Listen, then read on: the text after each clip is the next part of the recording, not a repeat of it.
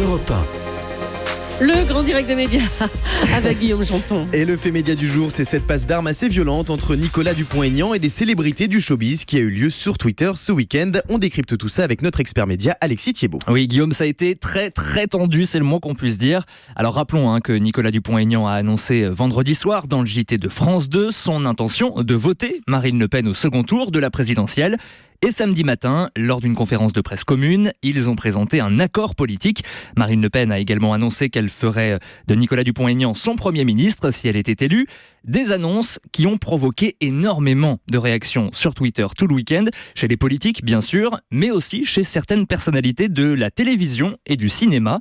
C'est le cas par exemple de Valérie Damido ou de Bernard Pivot qui a tweeté « Après son allégeance à Le Pen, Dupont-Aignan devrait de son nom retirer le trait d'union devenu fallacieux et illégitime ».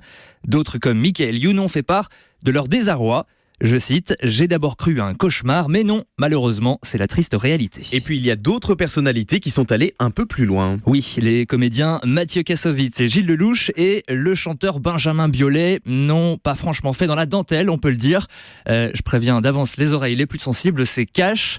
C'est Mathieu Kassovitz qui a ouvert le bal vendredi soir en tweetant, je cite, et je m'excuse d'avance auprès de Julie, « espèce de trou du cul ». Voilà.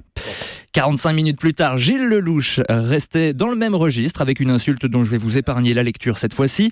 Et le chanteur Benjamin Biolay a quant à lui publié sur Instagram, sur son compte Instagram, une photo de Nicolas Dupont-Aignan accompagnée d'une insulte, là encore en légende. Voilà, beaucoup d'insultes donc, des insultes qui n'ont pas du tout plu à Nicolas Dupont-Aignan qui a bien évidemment tout de suite réagi. Oui, le leader de Debout la France a annoncé samedi, toujours sur Twitter, qu'il allait porter plainte. Je cite là encore Nicolas Dupont-Aignan, insulte odieuse de Gilles Lellouche, Mathieu Kassovitz et Benjamin Biolay.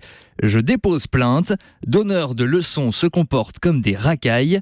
Une annonce qui a évidemment fait réagir les intéressés, une fois de plus, avec plus ou moins de délicatesse. Gilles Lellouche, par exemple, a répondu « Oh, je suis vraiment désolé de t'avoir offusqué.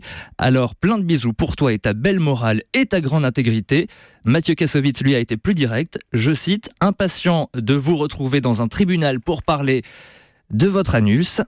#vierge effarouché.